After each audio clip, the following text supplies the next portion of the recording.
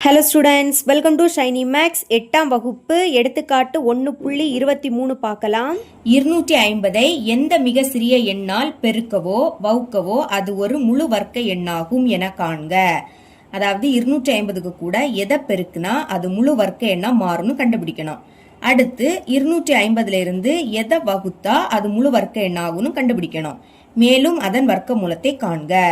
அப்புறவு அதோட வர்க்க மூலத்தையும் கண்டுபிடிக்கணும். முதல் என்ன பண்ணணும்னா 250 டா ஃபார்மட்ல சால்வ் பண்ணணும். எழுதிக்கலாம் 250. இங்க சால்வ் பண்றேன் 250 டா ஃபார்மட்ல சால்வ் பண்ணுங்க. லாஸ்ட் 0 இருக்கு, கண்டிப்பா அது 5ஆம் வாய்ப்பாடு போகும். 0 இருந்ததுன்னா 5ஆம் வாய்ப்பாடு போகும். 2 5 வரைக்கும் சிறிய எண்ணா, அப்ப அடுத்த எண்ணை சேர்த்து எடுத்துக்கோங்க. 25. 25 5ஆம் வாய்ப்பாடு எப்போ வரும்? 5 25. இனி ஒரு 0 தானே இருக்கு, அந்த 0 அப்படியே வந்துடும். திரும்பவும் லாஸ்ட் 0, அப்போ 5ஆம் வாய்ப்பாடு போகும். 5ல 5 ஒரு வாட்டி தான் இருக்கும். ஓர் 5 5. இந்த 0 அப்படியே வந்துடும். 10 5ஆம் வாய்ப்பாடுல வரும். எப்போனா ஈர் 5 10. இனி 2 2ஆம் வாய்ப்பாடுல வரும். ஓர் 2 2. இந்த மாதிரி 1 வாரது வரைக்கும் நீங்க சால்வ் பண்ணணும். இப்ப சைட்ல உள்ளத பெருக்கல் போட்டு எழுதிக்கலாமா? 5 பெருக்கல் மறுபடியும் 5 இருக்கு, அடுத்தும் 5 இருக்கு, இனி இந்த 2. இப்ப இது முழு வர்க்க எண்ணா இருக்கணும்னா ஜோடி ஜோடியா இருக்கணும். அதாவது ஒரு எண் 2 வாட்டி இருக்கணும். இங்க 5 2 வாட்டி இருக்கு, ஆனா இந்த 5 ஒரு வாட்டி தான் இருக்கு, இந்த 2 ஒரு வாட்டி தான் இருக்கு. அப்ப 5க்கும் 2க்கும் ஜோடி இல்ல. இங்க இன்னொரு 5 வரணும், இன்னொரு 2 வரணும். சரிங்களா? எதுக்கெல்லாம் ஜோடி இல்ல? இந்த 5க்கும் 2க்கும் ஜோடி இல்ல. அப்ப எழுதிக்கலாம் பகா காரணிகளான 5 மற்றும் 2க்கு ஜோடிகள் இல்லை. இப்ப இதுக்கு கூட எந்த எண்ணை பெருக்கினா இது முழு வர்க்க எண்ணா மாறும்? இந்த 5க்கு கூட இன்னொரு 5 இருக்கணும். அப்ப 5 பெருக்கல் இந்த 2க்கு கூட இன்னொரு 2 இருக்கணும்.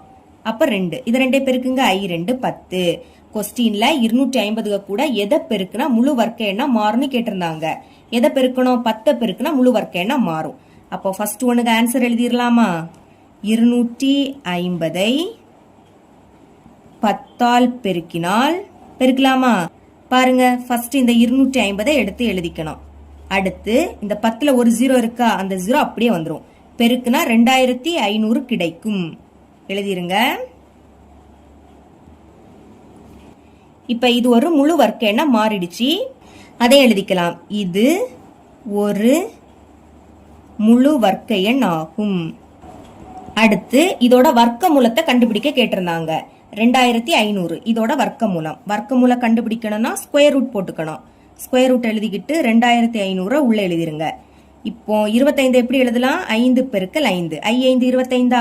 2 வாட்டி ரூட்டுக்குள்ள 5 இருந்துன்னா ஒரு 5 வெளியே எடுக்கலாம்.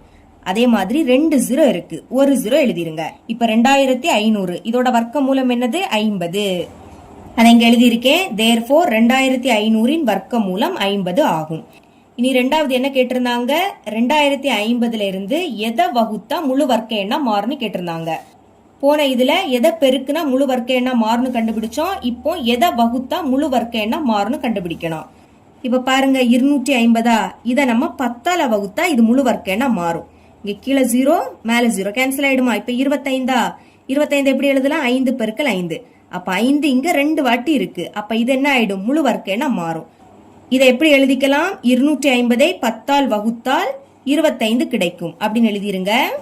அதான் எழுதியிருக்கேன். 250ஐ 10ஆல் வகுத்தால் 25 கிடைக்கும். 25 முழு வர்க்க எண்ணாகும். புரியுதுலா? 250 10ஆல வகுத்திருக்கேன். இந்த 0 கேன்சல். அப்ப என்ன கிடைக்கும்? 25 கிடைக்கும். இனி இந்த 25 முழு வர்க்க எண் தான். ஏன்னா 25 எப்படி எழுதலாம்? 5 பெருக்கல் 5. அப்ப 5க்கு இங்க ஜோடி இருக்கு, அதனால இது முழு வர்க்க எண். இப்போ இந்த 25க்கு வர்க்க மூலம் கண்டுபிடிக்கணும். அதாவது ஸ்கொயர் ரூட் கண்டுபிடிக்கணும். ஸ்கொயர் ரூட் ஆஃப் 25 எழுதிக்கலாமா? ரூட் போட்டுருங்க. 25 5 பெருக்கல் 5 எழுதிக்கலாமா? 5 2 வாட்டி இருக்கு, ஒரு 5 வெளியே எடுத்துட்டேன். அப்ப 25ஓட வர்க்க மூலம் என்னது? 5 எழுதிருங்க. therefore 25 வர்க்க மூலம் is equal to 5. இவ்வளவுதான் இந்த சம்.